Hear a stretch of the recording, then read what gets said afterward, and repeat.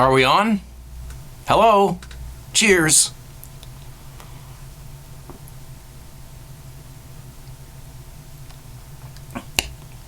Oh. Home brew time. How's it going, guys? What's going on? I have a mess down here right now, so I'm gonna film in the corner here. I'm all cramped and squeezed in here, but I do have some beauties behind me if you want to take a look. Actually, if I can grab the GoPro here real quick and just throw it back and just get a shot of that. In the past, this would be a nightmare. I would be absolutely mortified. And what do I do? Look at the jeez. Yeah, that's after 24 hours. Not even 24 hours. Just turning off the camera here. Almost 24 hours, not quite, of fermentation, and it's like that. That's the yeast. That's our yeast we've been cultivating, or sorry, I guess breeding. We've been breeding yeast down here in the basement for many, many years, except that we've been making a mistake in the past, and we've been throwing the yeast away after each batch, and now we're not doing that anymore. We're going to keep breeding it until the end of time, because apparently that's what you can keep doing. That's number 11 going right there. This is number 10. This just happens to be a simple pre-hopped Cooper's Cooper's English Bitter, and I have had compliments on this beer. This is nothing special, but it's the yeast. It's so clean.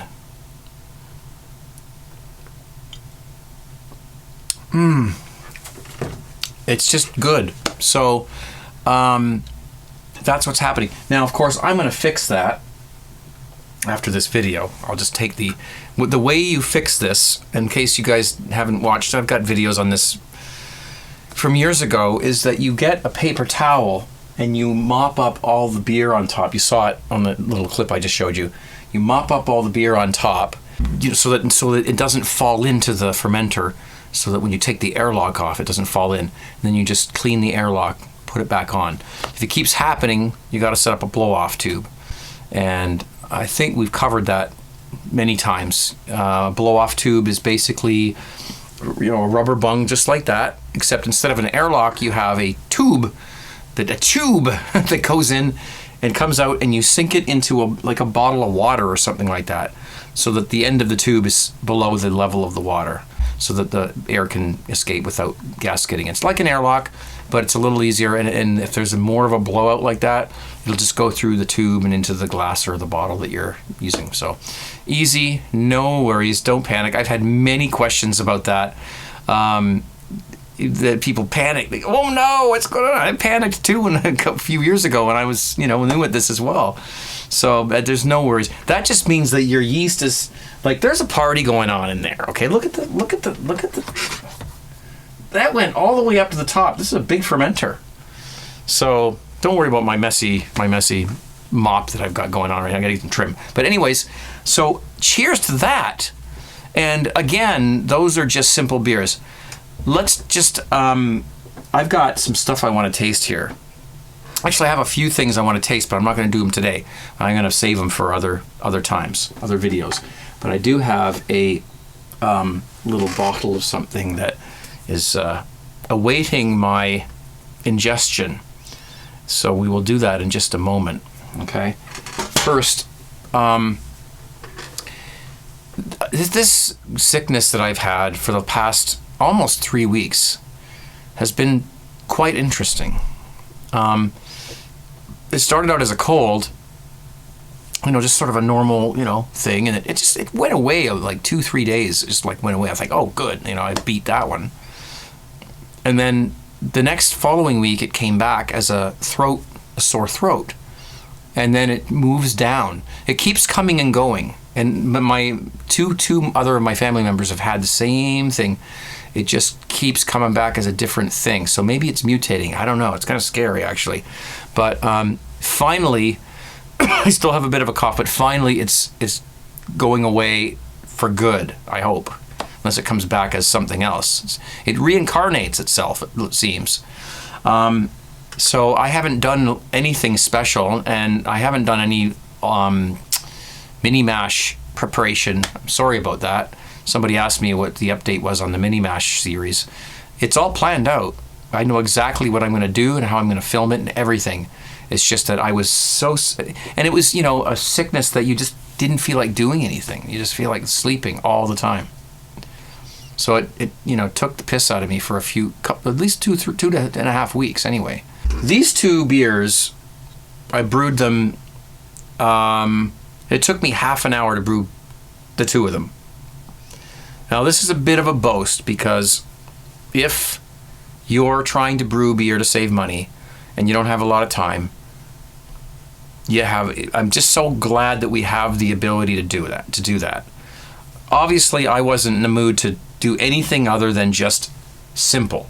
The simplest I could possibly get.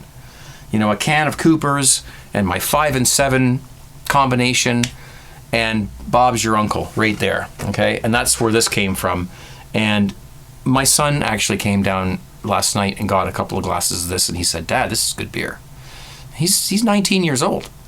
I mean, he's new at the beer thing, and he's already digging the home brew. So I can't complain about that, other than I hope he doesn't drink all my beer.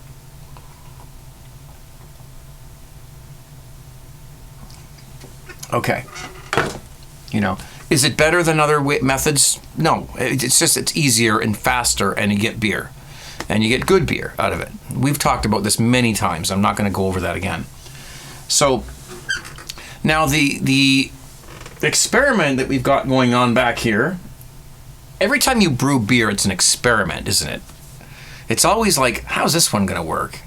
It's like this. We're mad scientists, is what we are. And we're not mad, though. We're happy because we've got beer, right? So, we're happy scientists. But this yeast experiment, I'm gonna finalize it right now, okay? If you get a good yeast and you ferment with it and you like the taste of the beer, then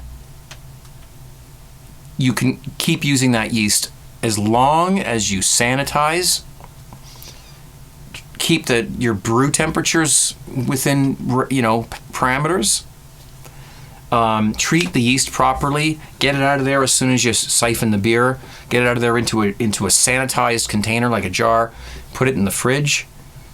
That yeast will never do you wrong. I can picture myself this time next year using the same darn yeast that I've been using already for a few months and getting excellent results. We've heard, was it Jeff is his name, who is from Australia, who has a brewery, who's talked about this. We heard that interview, if you listen to that. And I've beat this thing to a pulp. I think we can safely say, go ahead and reuse your yeast. If you need me to do another video showing you how I gather it out of there, I think I showed it once already, but I'll do it again. I don't mind. I just pour it through a sanitized funnel into a jar. Everything has to be sanitized. That's the key.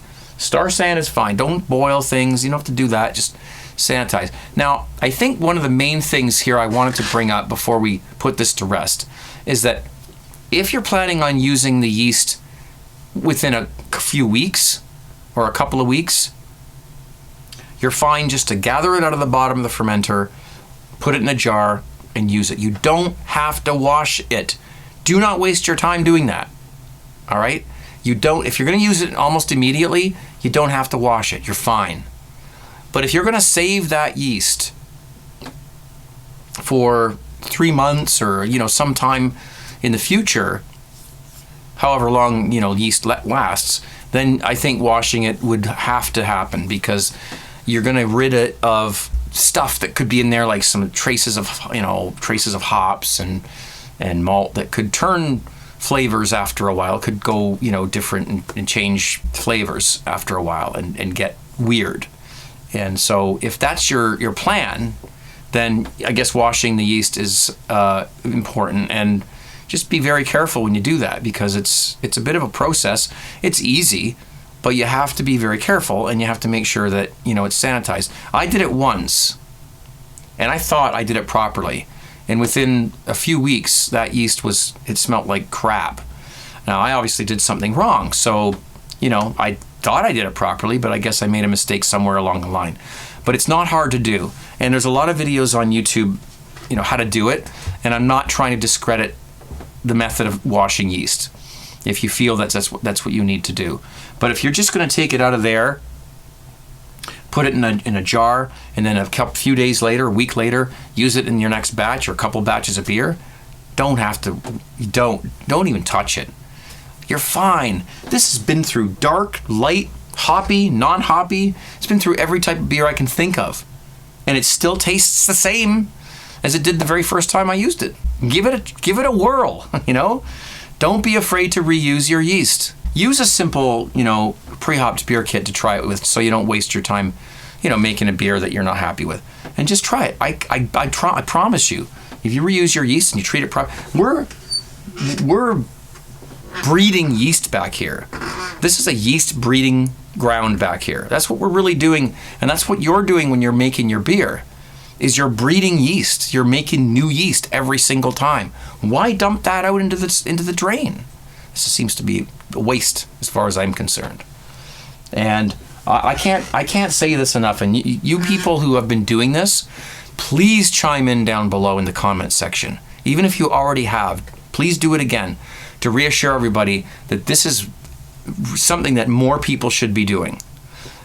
Always support your yeast manufacturers. Buy new yeasts, buy different yeasts, use them, make sure that they get their revenue because they need it. When push comes to shove, I mean, the bottom line is I'll be using this yeast probably for years to come for this particular style of beer, which is basically this is an English bitter. I use IPAs and stuff like that. Obviously, if you're going to do something different, then, you know, a Pilsner, a lager, or you're going to have to buy those fresh. And if you're only brewing that style of beer every couple times a year, it might not be possible for you to reuse the yeast because it won't keep that long, right? But in my case, when I'm doing a lot of these things in a row, because I need to keep my pipeline filled, and now I have 2 people in the house that drink homebrew, not just one, I'm brewing like crazy, and I'm just using the same yeast. Okay, so that's yeast. That's our yeast experiment. I'm gonna just finalize it just by saying that. So cheers.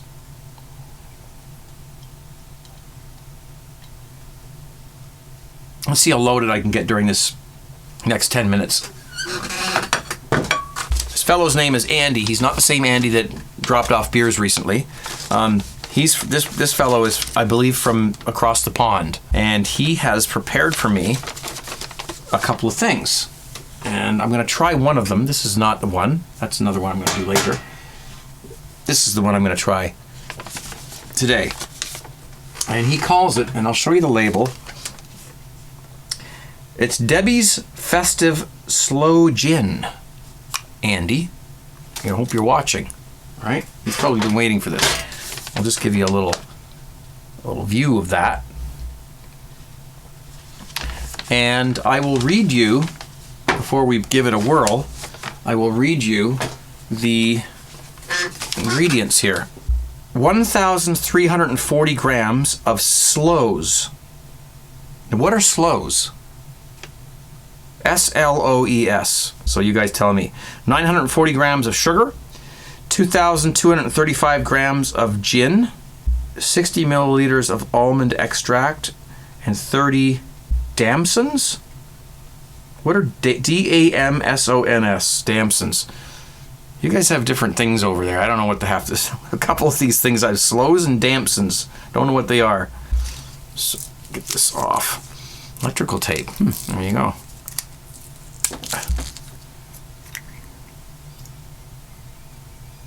Smells okay. It doesn't smell like it's gonna kill me or anything. Let's get this into a little glass. Just give this a whirl. I think I've said that 3 times now. All right, handy little. Take that with you on the bus. Put some wine in there. You never know, you might need a little bit of wine when you're on a bus, right? All right, that is pretty nice looking stuff.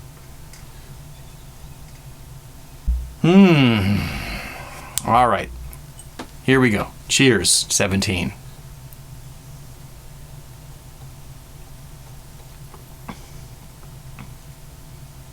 Oh, geez.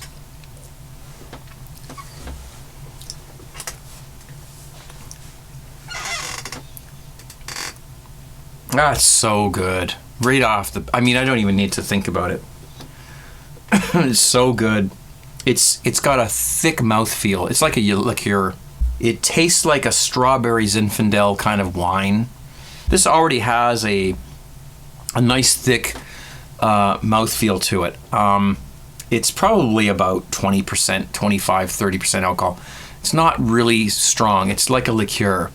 And wow.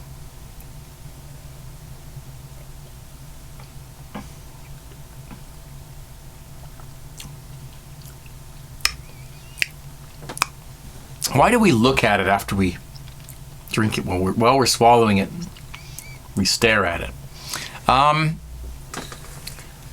Well, this is well worth making. Andy, if you can put the recipe down in the comments and try to describe some of these things that I don't understand what they are. I don't know what slows are and the other thing that we mentioned. But this is something that I remember, was it AMS DJ? He made what's called a Amarillo. No, it's not Amarillo. Limoncello that he sent me. And it was the same sort of thing as this, just different flavor. This is just fabulous. It really is. Okay, the hell with it. I'm doing the other one. I wasn't gonna, but I'll do the other one. He's got. I can't wait. So, I didn't do a video last week, so I don't care if this is long. We're gonna have to read this to you though, and I haven't reviewed this, so I wasn't planning on. Usually I prepare for these videos, but I didn't read this over. So let's see what we've got. This is called a spiced Applejack. 1 bottle of obviously he's only given me a sample, but you don't use all this to make this. You make a whole bottle of it, right? A whole thing of it. So 1 bottle of Applejack. So you buy the Applejack, I guess, or you can make it yourself. Okay, 1/4 teaspoon ground cloves. We see that a lot in some of these recipes. 3/4 teaspoons ground nutmeg. 1 stick cinnamon. These are spices that we see a lot in beers and stuff. 2 small dried red chilies off the chili plant in the kitchen. Oh, he's growing them. Okay, cool, awesome. I'm loving that. 1 star anise. We talked about star anise a little while ago. Maybe he says about 1/2 of it or something like that, not a full one.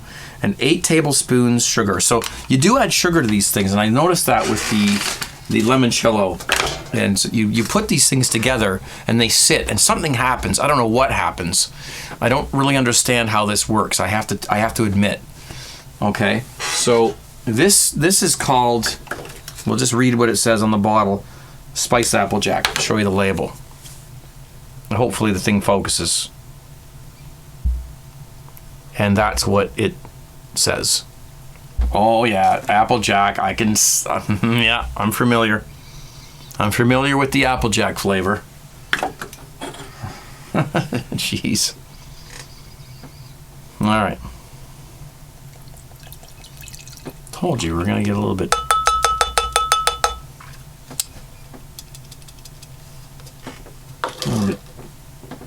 See what happens during this video. It definitely has that. This one smells like it's got more alcohol in it, but so I might take it easy. Cheers, Andy. Thank you. Again, thank you very much. I got a beer of his in the fridge, ready to review as well. Sitting there. It's a ginger thing. I don't know. We'll get to that. Don't worry. Coming up soon. Stay tuned. Click that little bell. Make sure you're getting notifications from YouTube. If you're not, then check your settings, because you should get a notification every single time I post a video. All right? I post at least 1 or 2 videos a week. Cheers.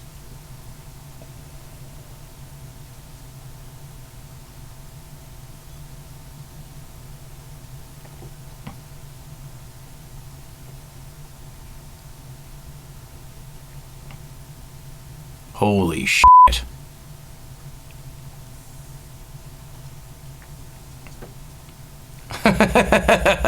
Whoa. Oh my gosh, that is spicy.